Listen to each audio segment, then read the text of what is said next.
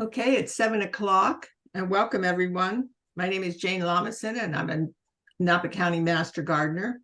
And thank you for joining us again. Joining us for our monthly Master Gardener talks in partnership with the Napa County Library. And we bring you these talks the first Thursday of every month. And speaking of partners, at this time, we're going to turn it over to Stephania. And Stephania is going to talk about some books that are available to you on this topic in the Napa County Library. Stephania? Thank you, Jane. You know, we have a number of books in our collection that can inspire you to think beyond the turf. And these books, they allow home gardeners the opportunity to learn about lawn alternatives and that are attractive, low water, drought tolerant, and they require less maintenance and benefit their soil to help mitigate climate change. 2 books, and they're on the screen now in our collection, that can help you start this journey. They're Lawn Gone by Penny Pennick and Lawn After Lawn by Molly Bogg and Bill Schnetz. Now, both of these books, they provide simple explanations to guide you through the process of transforming your grass into a low-maintenance, water-wise garden. And each book has great photos with examples of real-life lawn-free landscapes. What I like about these books is that the homes and gardens shown are modest, kind of like my own home. I can see these gardens, plans working in a 3-bedroom, 2-bath ranch in Napa Valley. They're not about grand estates. I can actually imagine how some of these landscapes, they would work for my home. So I think that's really practical information for me. There's other practical information about how to go about landscaping using alternative grasses and drought-tolerant plants. They're great books for starting points to start looking at your yards with new eyes, and they help you unlock your creativity to create a new water-wise garden. So I recommend them, and I'm going to type the titles in the chat box. So if you're interested, you can take a look at them at your leisure. All right, on to tonight's program. Thank you, Jane. Thank you, Stephania. So a little bit before, some more housekeeping before we start our program. So who are we? We are the Master Gardeners of Napa County. Jane, I'm sorry, don't we want to start the slideshow? Excuse me? I don't think the slides are showing. They're showing for me. Okay, all right, keep going. Okay. That we're the Napa County Master Gardeners. We're volunteers. We're trained by the University of California. We are basically non-paid educators, offering the latest research-based information on information such as home horticulture, water conservation, integrated pest management, and sustainable landscaping. Next slide, please. Go back. There you go. Hope you're, if we do a survey, the survey is sent out by the state. We and the UC would like to understand if we are making an impact in your gardening habits and your gardening techniques. So we send this survey. It normally goes out about a month after the presentation. And if you don't want to receive that survey this time, please put your name in the chat box right now, and we will remove your name from that survey. And finally, speaking of the chat box, as we go along this evening, I'm sure you'll have questions. We have a lot of information to cover. And so if you have a question, please put it in the chat box, and we will get to your question at the end of our presentation. So right now, I'm going to turn it over to our speakers. We have Lawnlessness, Thinking Beyond Turf. And we have Carol Kent as a speaker, a Master Gardener speaker, Maureen Jett, and Tanya Mihalis. So thank you. Take it away. Hi, and welcome to all of you. Let's look a little at lawn history. It's a valuable tool to think about lawns today. And why is it that we have valued big green lawns in this country for so long? Lawns were introduced in the northeastern US in the late 19th century during the Gilded Age of capitalists. A home with a large, lush green lawn was a sign of success and wealth, and it wasn't terribly hard to have a lush lawn in the northeastern US because rain is plentiful year-round. And the issue of what's beautiful, I think, is important to look at. An example would be my first visit to Tasmania. My husband and I were sent as exchange professors, and we were invited to the home of the horticulture professor there. And he had a lovely house and a lovely garden, but I was puzzled by all the gigantic looking weeds. Well, needless to say, they were ornamental grasses that I had not understood much about. And I thought, why would anyone plant these weeds? Well, my conversion to a little bit more understanding of our Mediterranean climate was very, very slow in coming, but here we are. Unfortunately, this same idea of what's beautiful yard was brought to the West Coast, which, as you know, we have a very different climate here in the West, especially in California. It is quite similar to Tasmania and our sister city, Launceston. We share our particular, next slide. We share our particular climate type with 4 other small regions in the world, and it's called a Mediterranean climate. You can see on this map, marked in red, where these regions are: California, the central coast of Chile, the Mediterranean basin, and the Cape region of South Africa, as well as southwestern and southern Australia. These 5 areas are characterized by having mild, wet winters, when we're lucky, and a very long, dry summer. And these regions are located near the western coast of continents between 30 degrees and 40 degrees latitude. All this becomes very important when we start thinking about lawns. Next. There are also some really important environmental reasons for going lawnless, and that we want to underscore these before moving on.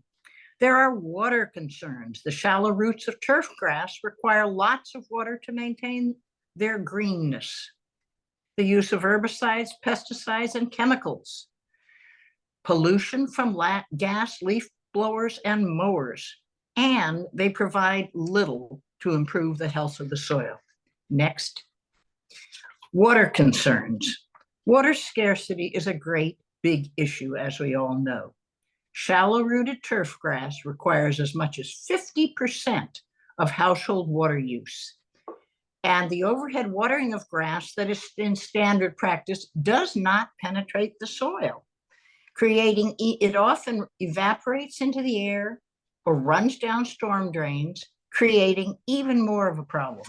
Often, the water running off a lawn area is filled with chemicals which we don't want for our plants or our soil or any of the animals, including us. They also pollute our rivers and oceans. Next. Gas, leaf blowers, and mowers. Here is a very typical scene that I'm sure most of you have encountered. The bane of many neighborhoods, and often a health hazard, are the noise, dust, and air pollution from gas, leaf blowers, and mowers that are regular visitors to our neighborhoods with lawns. Blowers put out more pollution than an automobile per hour. Our soils actually like to be covered and protected by plants, leaves, and mulch. Look at nature. Blowers undermine nature's ability to keep our soil covered and protected.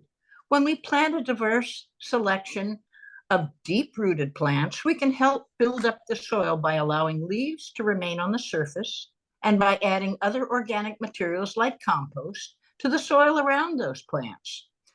We are headed in the right direction as the use of gas-powered machines are beginning to be restricted.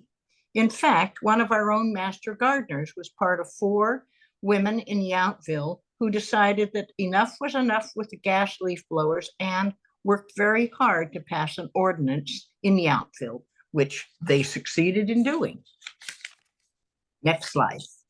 Herbicides, pesticides, chemical fertilizers are another problematic habit that we've gotten into as a country. We see them everywhere, lining the store shelves and subsidized to the farmers by the government, which means large profits to the chemical companies and big damage to people, animals, and soil. They not only kill bad pests and weeds, but they have a detrimental effect on the good insects, bees, and other beneficial insects and microbes which make their home in the soil. These creatures are the foundation for all of life on the planet. Many of these lawns and garden chemicals are also serious health hazards to humans and pets, as well as our air, water, and soil. Using these chemicals creates a vicious cycle of use. They need to be continually applied in order to maintain what we have been told is optimal for our yards and gardens. They're expensive, and most are made with fossil fuels. They destroy the life in the soil. But herbicides, pesticides, chemical fertilizers are not needed if you replace your lawn with native plants and grasses. By the way, when you do have problems with pests and diseases, please go to the UC IPM website. IPM is Integrated Pest Management, to learn about the safest and most effective way to deal with these problems. Next slide. I've mentioned soil organisms. They are tremendous in diversity, so much life in our soils. Mostly they are all extremely beneficial. I want to go into this a bit more with you, and this graphic provides a bug's eye view of life below the ground. In just 1 teaspoon of healthy soil, there are billions of living organisms that make up the soil biome. It is also known as the soil food web or the soil sponge. Many of these soil organisms form collaborative relationships with the root systems belonging to healthy plants. And the plants also benefit from the presence of these soil organisms. It's a two-way street. They both benefit. Plants provide exudates to the microbes, and microbes break down minerals found in the soil into a plant-available form. This underground herd, as we lovingly call them, work the soil, keep it loose, feed the plants the minerals that they mine from the soil, and this enables it to sequester large amounts of carbon. This activity stops when chemical herbicides, pesticides, and fertilizers are used. They kill or divert the microbes from their important relationship with plants. Soil is a true marvel and a valuable treasure, but we often treat it like dirt. Turf grass has very shallow roots and does not sequester carbon like plants that have a more robust and deeper root system. Many of the lawn alternatives that will be shared later on this evening by Tanya, later in the presentation, are plants that have deep root systems. Next slide. As gardeners, there are multiple ways that we can create healthier soils. We call our list 8 tips to healthy soil. You want to increase soil organic matter, basically using compost or any kind of leaf litter, any organic substances that do happen to fall on your soil. Use compost, not chemicals. Maximize living roots. This makes the soil much, much more easy for water to penetrate. Minimize soil disturbance. We were all working on tilling our soils or even double digging, but we have later learned that this is not healthy for the soil. We do not want to disturb it. Keep your soil covered.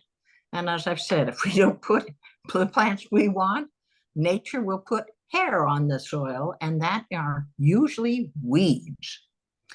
We want to increase plant diversity We want to practice very judicious and careful water use, and we want to reduce energy.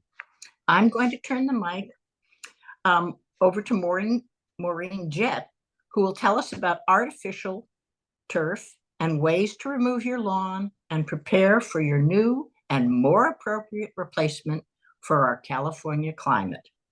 You'll be happier, and so will our earth. Maureen? Thanks, Carol. Thank you for joining us. And Carol has greatly showed you some important reasons why you want to replace your lawn. And I'm going to talk about some options. So what are some options that you can do? You can, first of all, you can reduce the lawn size. That's kind of what I've been doing, slowly reducing the lawn size in my front yard. You can replace with low water alternatives. And Tanya is going to describe a lot of those later on. And then you can plant ornamental grasses and water-wise native plants that will not only improve your soil, but attract important pollinators. Plant them and they will come. Or you can expand your hardscape, but please remember to use permeable surfaces in order to retain rain and irrigation so that it doesn't just run down into the storm drains, because that is certainly a waste of a precious resource. Think about decomposed granite or small stones for a walkway instead of paving stones set in mortar. If you are considering, or if you've been thinking about how you're going to do that, how are you going to get rid of your lawn? Think about the Cash for Grass program. And remember that no more than 50% of the area that you're replacing can be in hardscape. So let's talk a little bit about that very successful program in the city of Napa called Cash for Grass. Cash for Grass, if you want to, you can take a screenshot of this because it has all the pertinent information in it. If not, you will, this slideshow will be available at a later time, but you can also go on the City of Napa website. The turf replacement program is still going strong, but you need to make sure that you follow the prescribed terms and conditions of the program. And you'll need to call that number listed there to get to schedule your pre-inspection visit. And after you get an approval, you'll get a notice to proceed. So you don't want to remove your lawn. If you're really serious about getting a rebate, don't remove your lawn until you get that notice to proceed. You can remove your lawn then and install your project. And if you need some ideas, go on their website, the City of Napa Water Department website. You can get some great ideas. They have some other websites you can check out. And then after you get your project installed, you'll call the city for your post-inspection. And that has to take place within 4 months of receiving your notice to proceed. So following the program guidelines is very important in order to get that rebate check. Also check out Flip Your Strip program, which runs pretty much the same way as Cash for Grass. The strip is that boulevard or parking strip, or I call it a hell strip because it's hard to grow anything there. It works the same way as the Cash for Grass.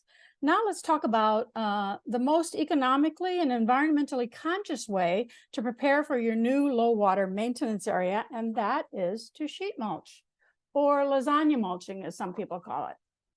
So this is how you do it. You prepare your site. You don't even need to remove the grass. You just cut it short. Then you're watering it thoroughly. And you don't want to use any herbicides or pesticides or anything under that. You just want to get that cardboard out.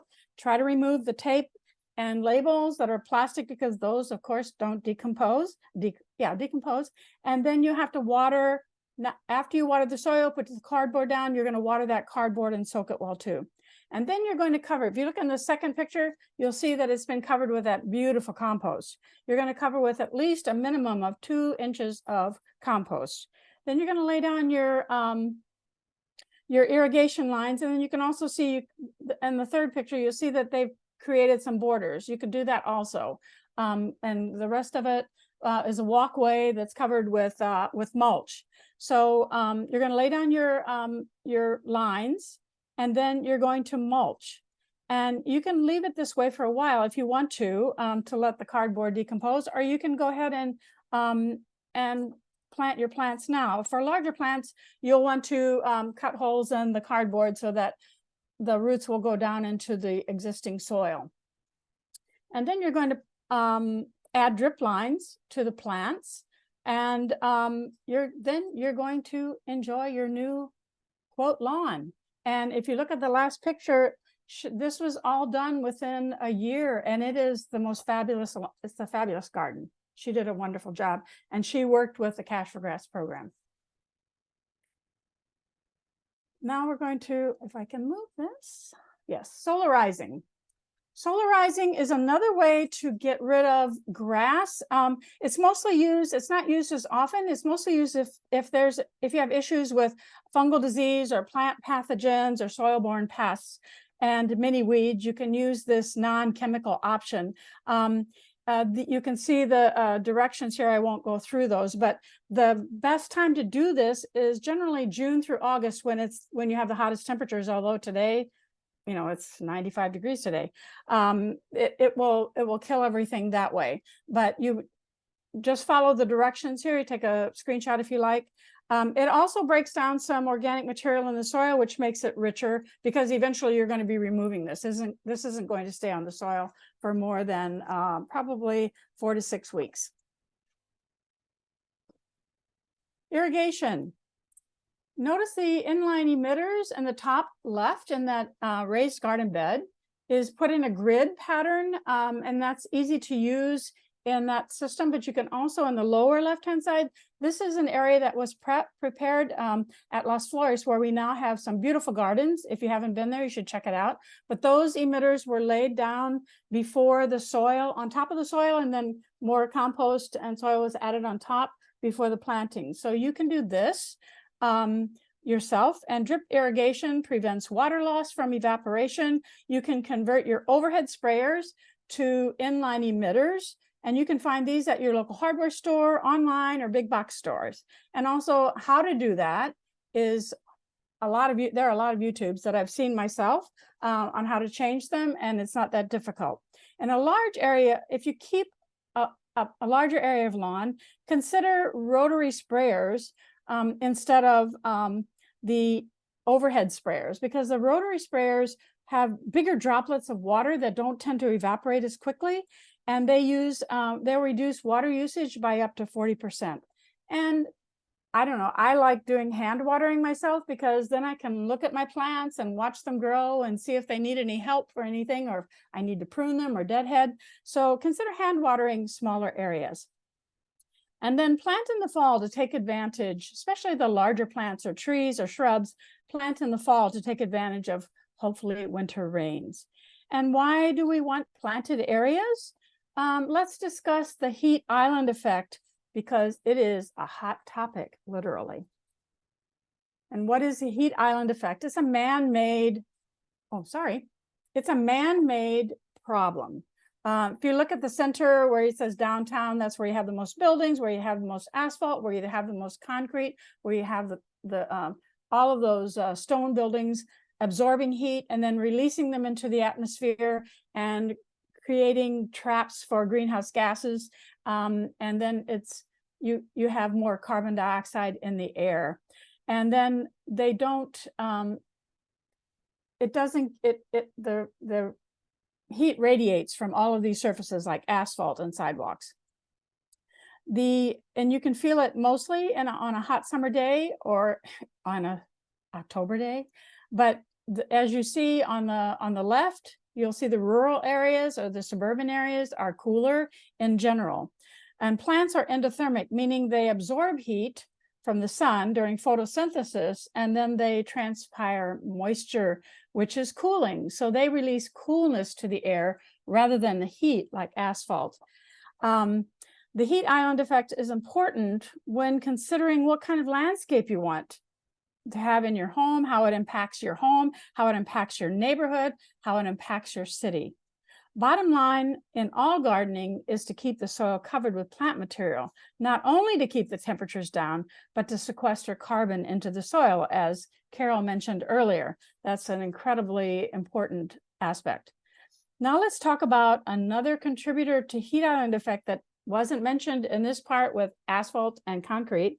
And that is something that's becoming more popular because of marketing and belief that it saves water. And what could that be? Artificial turf. So Artificial turf, or as we like to call it, plastic grass, comes from many suppliers and environmentally conscious sounding names, such as Purchase Green or Heavenly Green. They all pitch the realistic looking appearance, long life, and low maintenance of their products. The list here is supposedly what's positive about artificial turf or plastic grass. But what it is that they're not telling you is the important part that you need to hear before considering using or implementing or planting artificial turf as an option for your lawn replacement. The heat factor is a huge issue. In a Napa neighborhood test in June last year, I remember it was 105 degrees. I think it was June 5th. Last year, when we had triple-digit temperatures, our soils group, which we're a part of, took some temperature readings of various ground surfaces in the morning and mid-afternoon, and included plastic grass along with real turf grass, asphalt, sidewalks, and other surfaces. In the morning, the artificial turf was 90 degrees, while the grass was 70. By mid-afternoon on the same 100+ degree day, the artificial turf was 165 degrees.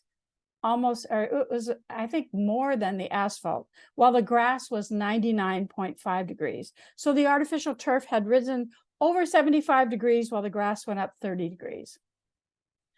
We will be suggesting a number of different grasses and other living ground covers that will help keep the temperatures around your home and in our community down, and definitely look more realistic.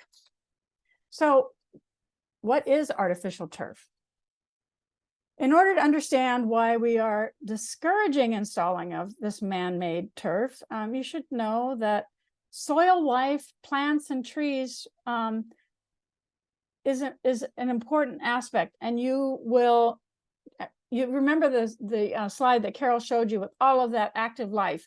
You put artificial turf down, that all disappears because it's plastic. So the contents of plastic grass, typically the blades of artificial turf are made of polyethylene, polyester, polypropylene, nylon, or a hybrid of all these materials or different materials. The blades sit on layers of padding material, which receives an acrylic coating before being coated by other chemicals, such as polyurethane or latex. There is an artificial turf product on the market that touts its bio makeup using soil, but the reality is it only composes 19 to 50% of its makeup, while the balance is still petrochemical based. The infill contents, I'll talk about the infill content in a minute, can add to the total chemical makeup. What about safety? It's made up of petrochemicals, right? All are made with PFAS, where pair and polyfluorinated substance, also called forever chemicals, which are linked to cancer, decreased immunity, and other serious health problems. They do not break down in the environment, and they can move through soil and contaminate drinking water sources and build up in fish and wildlife. They can be inhaled, ingested, and absorbed through the skin, and have been found in many animals and humans. There's a growing concern by medical researchers who are evaluating the cancers found in some professional athletes who played most of their careers on artificial turf. And there's ongoing research focused on the effects of artificial turf in other ways, in groundwater and streams, etc. Athletes sustain more concussions and heat stroke on an artificial turf field, and they have 28% more lower leg non-impact injuries compared to playing on natural grass. And that doesn't take into consideration the heat factor playing in the middle of the day. So what is infill? Well, various materials are necessary to weigh down the plastic grass to keep it in place, help the blades stand up and look natural, allow drainage, and create a bouncy feel. The primary infill has been crumb rubber, shredded recycled rubber tires. EPA testing found high levels of dangerous chemicals in this rubber, including heavy metals, benzene, volatile organic compounds, and other carcinogens. These crumbs are released into the environment and wash away into storm drains and into rivers and streams. A new infill made from pine trees has been developed to address these issues, but it doesn't take into consideration, I mean, it sounds great, but you still have a lot of chemicals and petrochemicals in other parts of the artificial turf. But what about regular maintenance? You still have to clean, rinse, brush, as we did. They recommend weekly or at least monthly. And this, you have to rake or vacuum or use a leaf blower to make the blades stand up. It can stain from spilt beverages, pet urine, cooking oils, tree sap, and other substances. Also, someone has told me that their neighbor has gophers now. They had gophers before, and the gophers have penetrated the astroturf. And also, if you have a really big problem with weeds, they can still pop through in places. Artificial turf will melt when exposed to 175 to 200 degrees of heat. And you have to consider fire sparks too. I mean, if your neighbor has a lot of trees or are wildfires, which burn at over 1,000 degrees. Leaf blowers will also be needed to remove leaves and debris.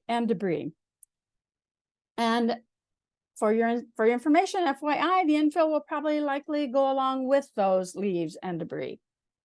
There is an artificial turf recycler nearby, evidently, who specializes in the removal, refurbishing, and reuse of artificial turf because there are no other options to discard it other than taking it to a landfill where it will last forever.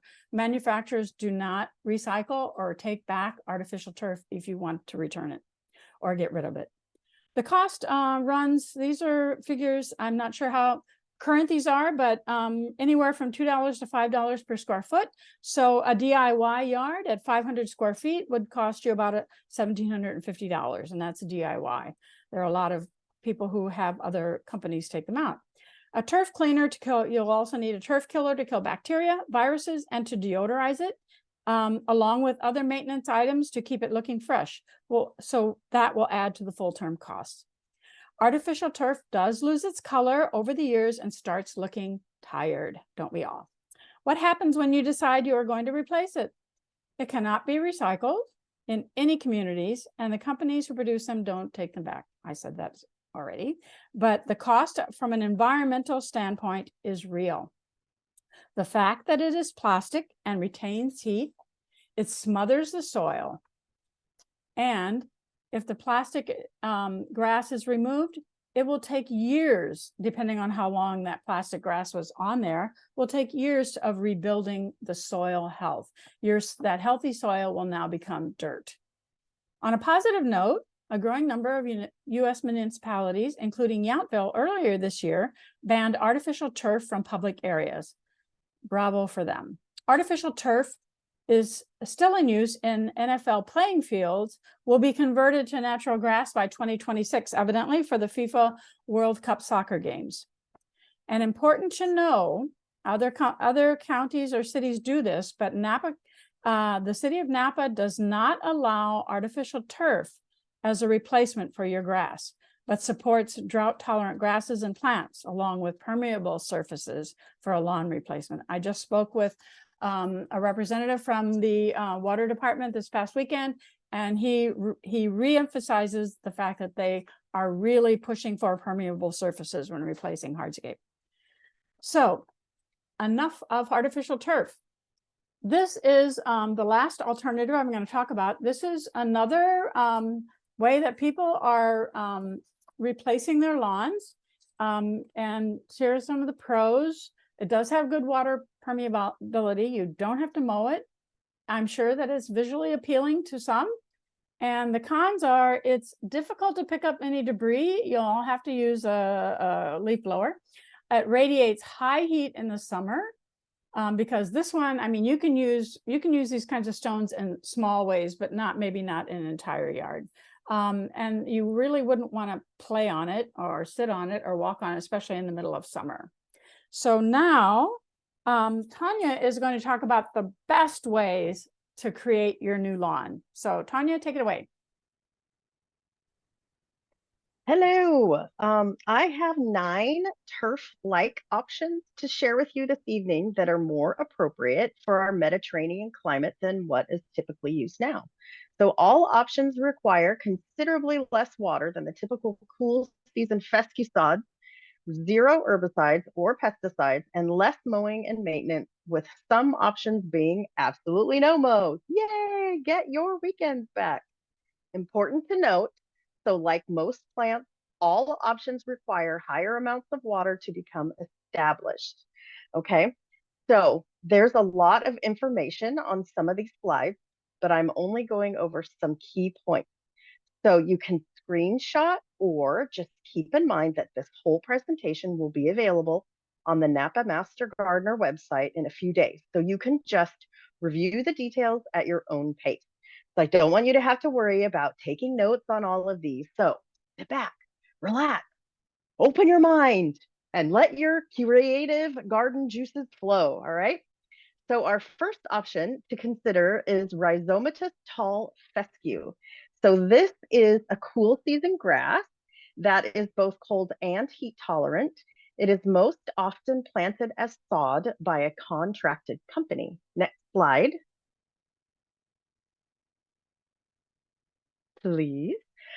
It is bred from a fescue found in Europe. It tolerates foot traffic, play, children, and pets. However, it can burn with dog urine. It's very much like a standard cool season turf in look, but where it differs is it forms deep roots up to 6 feet, as well as sending out rhizomes that spread sideways to fill in holes, making it somewhat self-healing. And it can save up to 30% of the water required by regular turf, depending on growing conditions and exposure. So this one you would water deeply 1 to 2 times per week during summer. Next slide, please. These are photos taken of an RTF lawn in Napa. This particular lawn was attacked by gophers, but I left this here to show you a big problem with a manicured flat monoculture lawn. So any imperfections stand out. So an advantage of the rest of these lawn alternatives is they can hide imperfections if allowed to grow a little more freely. Next slide. So this one is the creeping red fescue molate. Next slide. Yeah. The molate variety is a fine leaf perennial fescue native to the Point Molo. Yay for our local kid. As a bay adapted variety, it performs well in full sun in climates with a strong marine influence, such as Carneros and American Canyon. In hotter inland areas, it performs better in part sun or shade.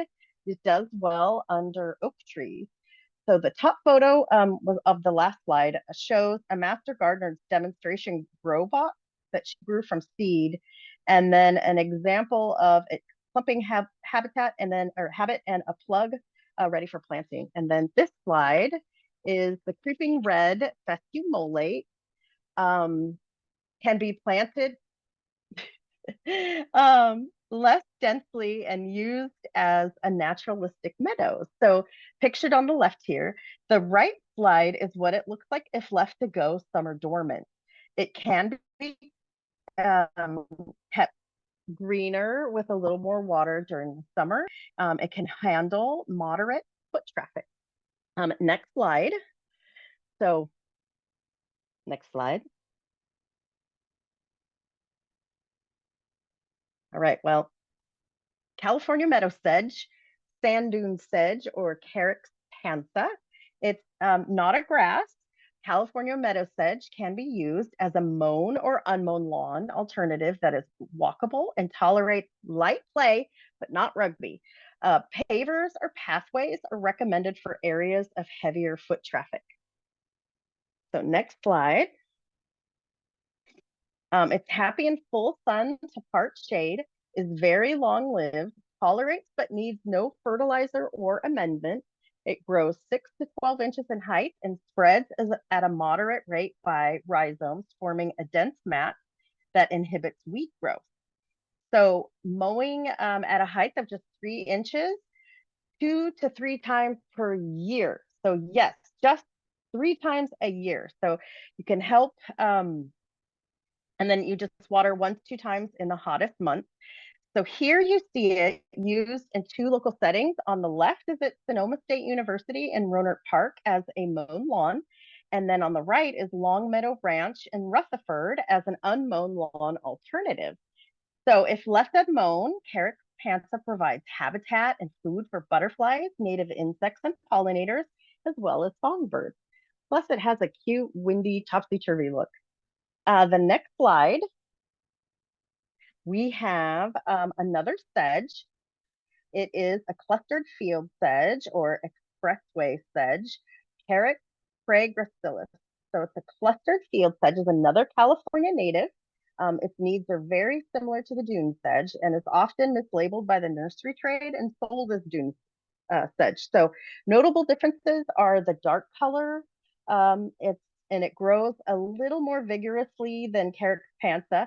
And if left unmown, this Carex is a little floppier. Next slide. So note the effect on these photos. On the left, the field sedge is unmown above the wall and mowed below. On the right, the sedge is unmown on the left and mowed like a lawn just 2 to 3 times per year on the right side of the photo. So above is a photo of the sedge up close. It's walkable and tolerates clay, lateral rhizomes, and very deep roots. Next slide. The next one is the California native all-purpose grass mix. There are proprietary blends made by different companies. So this particular blend is by Stover Seed Company and contains 6 California native grasses. The grasses are cool season perennials, both bunching and rhizomatous. The diversity of plant types makes for healthier soil and lawn appearance. Once established, the native grasses in this mixture will withstand prolonged periods of drought. Without summer water at all, they will go dormant and turn a golden color, returning to green with the first fall rains. But with summer irrigation, you can keep the grasses green year round. So next slide. Unlike turf grass, these grasses have extensive roots for erosion control and soil health. Great for high traffic areas, turf, slopes, bioswales, roadsides, medians, and parks. They grow in sun and park shade. This blend contains no invasive non-natives and is fast to establish. So you plant in fall, fingers crossed, take advantage of that winter rain. Next slide. So if you want to allow your native grass to grow wild and free, you can interplant it with low-growing flowering plants for pollinators, creating a beautiful meadow effect. This is called a bee or pollinator lawn. This is a concept that we're starting to see in university research and respected publications like Horticultural Magazine and Sunset. And in summer of 2022, to mark the Platinum Jubilee of Queen Elizabeth II, the moat of the Tower of London transformed from a barren, flat lawn into a haven for bees, butterflies, and other pollinators in the heart of the city. The wildflowers were seeded right over an existing lawn, and you can also try your hand at planting a matrix garden on the bottom left. This is a planned meadow, which can include flowering bulbs that at the end of the season, you just cut them flat with your lawn. Next slide. So now we move on to the warm season grasses. This is UC Verde buffalo grass. It's the only buffalo grass that was bred in California at UC Davis and UC Riverside for California's Mediterranean climate, making it an ideal and sustainable lawn substitute for full sun to up to 50% shade areas. So it's extremely heat-loving summer grower. It is sensitive to frost and will become dormant in the winter, but will revive with warmer temperatures. So you can see on the top of the slide, UC Verde was planted in September at UC Davis. By June the following year, even though it was planted late season in the hottest time of the year, it had a successful outcome. The bottom photo is what it looks like during winter dormancy. Next slide. So UC Verde established lawns can get by on one deep irrigation every 7 to 10 days. So this is a sterile grass, meaning it cannot be planted by seed. Therefore, UC Verde requires planting via plugs. So in about 12 to 14 weeks, it will fill in. This plant grows to a maximum of 8 inches. So you can choose to just let it grow naturally with just 2 mows per year, or you can mow it every 2 to 3 weeks for a more manicured lawn look. It spreads via both stolons, runners, and also very, very deep-rooted seed plants. Our next offer is a blue grama grass, Bouteloua gracilis. So it is a warm season grass, native from Canada to Mexico. It can be seeded densely and mowed as a lawn. However, this grass shines when allowed to grow free. So behold the splendor of its beautiful seed heads in the upper right photo. Blue grama seeds hang down to one side like eyelashes, giving it one of its common names, eyelash grass. It is sometimes also called mosquito grass, but not because it attracts mosquitoes, but because the flowers or the seed heads catch the light and dance in the slightest breeze. So one cultivar, Blonde Ambition, shown bottom right, grows slightly taller with blonde stalks and seed heads. Seeds ripen toward the end of summer and can be harvested or left for snacks for the birds, and also your lovely dancing movement in the winter garden. Next slide. So blue grama is a clumping, sod-forming, deep-rooted, up to 6 feet deep grass for sun or part shade. It needs very little irrigation, just 1 to 2 times per month once it's established. It grows 6 inches with 2-foot high inflorescences. Those are the cute little seeds. And because this is a clumping grass, it can have an uneven surface. So for a smoother walking surface, you can actually seed blue grama grass right over UC Verde buffalo grass and have yourself a mixed type of grass. Their foliage is very similar, so you won't be able to tell the difference except when it blooms. Next slide. Okay, so continuing with our warm season growers, we have something a little different. So our last 2 offerings are ground covers that can cover a large area, keep the ground cool, sequester lots of carbon, and attract pollinators. So this photo is a fun combination of ground covers that brings different textures and colors into the mix. So shown with succulents in the foreground, that's the Sedum angelina and a California native succulent Dudleya. And then in the background is a burgundy perennial barberry. This in the middle is Diamondia. Next slide. Diamondia makes a flat, very drought tolerant evergreen ground cover, 2 inches high, spreading slowly 1 to 2 feet to make a carpet-like ground cover. Absolutely no mowing required. It is not a grass, but is in the aster family and has small yellow daisy-like flowers during summer. Diamondia is a tender perennial for warm climates. It can survive a light frost, but not temperatures sustained below 28 degrees. It likes full sun or park shade and takes heavy foot traffic. This plant is so hardy, it's lovingly called living cement by the nursery trade. Excellent soil retention on slopes and hills due to the large diameter and deep root system. Occasional water may be needed at higher temperatures. It absolutely must have well-draining soil. And you can find this at the Diamondia at your local nurseries and big box stores and 6-pack and flats. There is only one kind. So if it's labeled Diamondia, it's the right thing. The downside to Diamondia is gophers really are more attracted to it than grasses. Next slide, please. So this interesting little guy was developed in Japan by Dr. Kuramuchi. The name of this plant comes from a fun mashup of Mr. Kuramuchi's name and the hybridized plant, parent plant, Lippia nodiflora. So hence Kurapia. So Kurapia is known as the ultimate drought-tolerant ground cover. There is a Kurapia New White and Kurapia Pink are highly versatile. They're both UC tested at Davis and Riverside. Extremely drought-tolerant ground covers.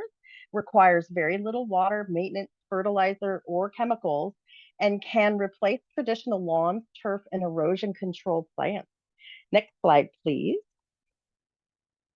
So plants establish fairly quickly. They root up to 7 feet deep, are easy to control because the seeds are sterile, which means they won't grow, but it does put out runners, so you cut those off as you need them, and can be mowed into a low, cushiony turf or left to bloom into a little bit more of a lush ground cover. It's adaptable to many landscaping situations, including extreme weather, heavy slopes, irregular watering, irregular pH, salinity, and foot traffic. In fact, Cotopia has a very high tolerance to salinity, so it works great with reclaimed and recycled water and can tolerate pet urine. The Cotopia New White and Pink are non-toxic and safe for your pet. So the growth rate really depends on the amount of daylight hours, your soil fertility, and your localized climate. It's recommended for USDA zones 10B and warmer, which most of Napa is 9. And Cotopia New White and Pink is exclusively sold online as plugs and shipped directly to you. So that's a plus. And also minus, if you do find it at your local nursery, it is most likely a non-hybridized version and is not what you want. So that particular Lippia is annual. It dies in the winter and it spits seeds everywhere. Next slide, please. So the slide on the left is a newly planted area, just 2 months old. And on the right is an established rooftop planting area from California Center for Urban Horticulture in UC Davis. So note the white flowers on the right-hand side. They're very, very tiny, which the bees love them. If you don't want to have the flowers, you can mow it every 2 to 3 weeks. So don't, next slide, please. So don't limit yourself to only lawn-like replacements. Consider water-wise native ornamental grasses too. These are mostly clumping varieties. Next slide. There are thousands of water-wise grass-free options too. You can paint your yard with color and texture. If you don't need the flat space, you don't have to grow it on a flat space. Next slide. Take inspiration from undisturbed areas of nature. We don't have to keep our yards completely flat and static if we don't want or need a lawn. Consider changes in elevation, using boulders as accents, and play with plant shadows and movement. So let your imagination go. Don't be limited by just a green lawn. Thank you. Lonnie, I think it's you. Oh, Okay, so many resources. over to me. Here is a list of references that were used for tonight's presentation. As you can see, there are loads of them. And there was so much wonderful information provided that many of you will want to go back and look at these in some detail. Next slide. All right, we're going to open things up for questions. I didn't see anything in the chat. Maybe if you do have a question, go ahead and type it in now. Okay, Suzanne says, can we get clarification as what do you guys mean by cool season grass? So cool season grass grows, its growing season is wintertime when the weather is cooler, and a warm season grass or ground covers preferred growing time is in the summer. So people that have the Cotopia, which is a summer grower, say that it looks a little sad in the winter because it isn't actively growing. Okay, perfect. Nope, yeah. Any other questions? All right, next slide. So, as I said, there was loads of information tonight. Fortunately, you're going to be able to find this slideshow and review those reference slides more carefully and see a ton of other resources on our website. And the address is napamg.ucanr.edu. And if that doesn't work, just Google Napa Master Gardeners. Next slide, please. When you pull up our webpage, this is what you're going to see. And about halfway down the page, you are going to see a heading. It's right under Las Flores Learning Garden, and it says past programs and events. And if you click on that, you will open up a wealth of old past programs, and including this one. So next slide, please. That's it. That's it. Oh, wait, we have another question, late breaking question. Nancy says, I have a downslope space that gets western exposure. But the neighbors eucalyptus shades it. So which sedges and others would do best there? let's see. I think any of the sedges would work. You would just have to watch how you water. With the slope, your water is going to be quicker to run off. So just be careful that whatever you get, you're watering it from the top and you're watering it slowly. So you're sure that it's the water seeping into the soil and not running off the soil. Good answer. Okay, last call. Any other questions? Nope. Well, Can we my go back a goodness, couple slides so we can we- look at some inspirational pictures? Maybe someone will have an idea sure. Go or ahead. question. See Anybody if ready to Maureen make can the back the you move? up. Yeah. Or like Okay, that there you one go. or the other one. There's so many great ideas in there, just looking colors. up.